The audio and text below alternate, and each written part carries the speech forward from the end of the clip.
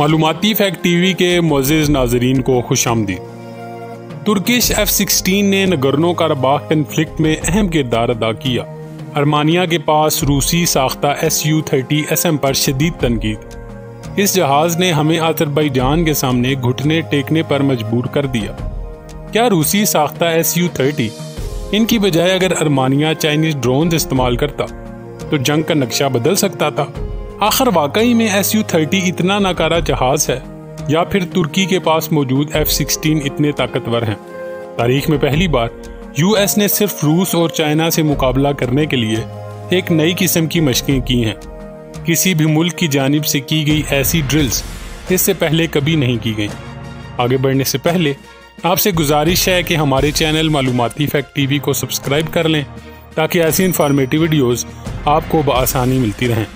इस वक्त जहां अर्मानिया और अज़रबैजान के दरमियान जंग बंदी मुआहदा तय पा चुका है, वहीं अर्मानिया के अंदर शदीद किस्म के मुजाहरे जारी हैं। अर्मानिया का वज़ीर ख़ारजा ज़ोहराब मेनेटशकियान शदीद सियासी कशीदगी के बायस पहले ही मुस्ताफ़ी हो चुका है। अर्मानिया निजी मीडिया के मुताबिक रूसी साख्ता Su-30SM ने इनको जंग में हरवा दिया है, जबकि रशियन एविएशन वेबसाइट एवियाप्रो की जानिब से इस बयान की तरदीद की गई है। वेबसाइट के मुताबिक Su-30 जहाज़ों को अर्मानिया ने कभी जंग में इस्तेमाल ही नहीं किया, क्योंकि ये जहाज़ इंतहाई महंगे हैं और अर्मानिया के पास सिर्फ 4 जहाज़ मौजूद हैं। अर्मानिया के मुताबिक जंग में मौजूद तुर्किश F-16 का मुकाबला करना इन जहाज़ों के लिए खासा मुश्किल था। वाज़ेह रहे कि तुर्की के पास इस वक्त तकरीबन 245 के करीब F-16 मौजूद हैं, जिनमें से 6 जहाज़ इसने अज़रबैजान को जंग में फराहम किए थे। Su-30 जो कि 4th जनरेशन जहाज़ है, जबकि F-16 का जदीद वाइपर वेरिएंट इस जहाज़ को 5th जनरेशन जहाज़ों के मुकाबले में ला खड़ा करता है। यही वजह है कि अर्मानिया ने Su-30 जहाज़ सिर्फ इसलिए इस्तेमाल नहीं किए कि कहीं वो इन महंगे जहाज़ों से हाथ ही ना धो बैठे। लेकिन क्या अगर अर्मानिया इन जहाज़ों को खरीदने की बजाय चाइना से ड्रोन्स खरीदता तो वो इस जंग में अज़रबैजान का मुकाबला कर सकता था?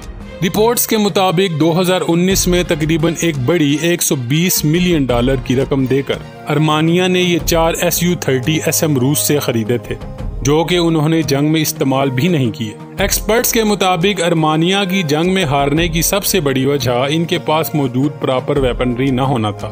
अर्मानिया अगर $120 मिलियन के जहाज Su-30 खरीदने की बजाय चाइना से विंग लॉन्ग 2 ड्रोन्स खरीद लेता तो शायद जंग का नतीजा कुछ और होता। विंग लॉन्ग जो कि UAV ड्रोन है, सिर्फ $1 से $2 मिलियन का ये ड्रोन शायद अर्मानिया की मदद तुर्किश ड्रोन और जहाज़ों दोनों के खिलाफ ही करता। अर्मानिया इस जंग से बहुत कुछ सीखेगा। एक और खबर के मुताबिक US ने चाइना और रूस को मात देने के लिए एक नए तर्ज की वार ड्रिल्स की हैं।